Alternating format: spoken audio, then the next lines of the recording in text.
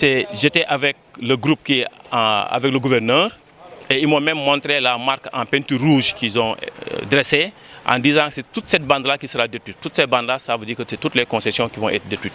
Et ça, je l'ai vu de mes propres yeux, de visu. Donc maintenant, je sais qu'ils sont déterminés à détruire toutes les maisons. Il y a des maisons qui sont habitées. Il y a des maisons qui sont habitées. Des maisons déjà prêtes. Des maisons prêtes, où il y a l'eau, l'électricité, il y a le téléphone, il y a l'ADSL. Habitées. Et les habitants sont à l'intérieur, ils disent qu'ils ne vont pas sortir. Ils ont verrouillé les maisons en disant qu'on va les tuer en démolissant, mais ils ne vont jamais sortir de cette maison. Maintenant, il y a une seule personne qui peut intervenir aujourd'hui, en tant qu'humain, je veux dire. Une seule personne qui peut intervenir, c'est le président de la République qui va donner des instructions pour qu'on arrête et qu'on discute. Parce que si on démolit, la discussion n'aura pas de sens. Nous sommes des responsables, nous sommes des citoyens. On ne veut pas détruire, on veut ni organiser une marche, ni porter des brassards. Ce que nous voulons, c'est juste qu'on nous écoute.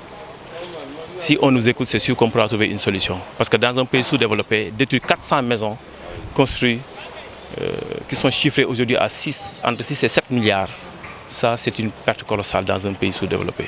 C'est vrai, le mur qui a été dressé par l'aéroport de Dakar Yoff pour la sécurité aéroportuaire a été déplacé. Ceci pour récupérer quelques parcelles. C'est une faute, c'est même un délit qu'il faut sanctionner.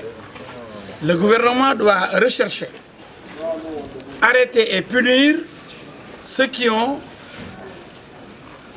enlevé le mur qui était là pour progresser vers la piste de l'aéroport.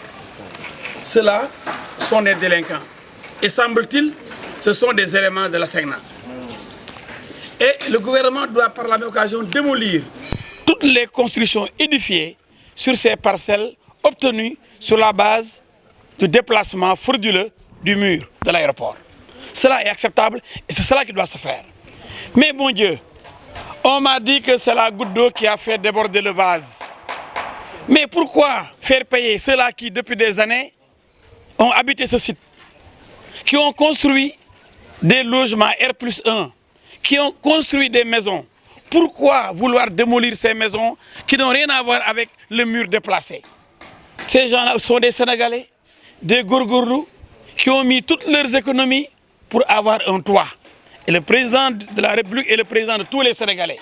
Il ne doit pas tourner le dos à des Sénégalais qui ont tout donné, tout investi sur ce site pour avoir un toit. Et qu'est-ce que vous répondez à ceux qui disent qu'ils ne sont pas dans la légalité puisque ces terres ont été octroyées frauduleusement? Vous savez,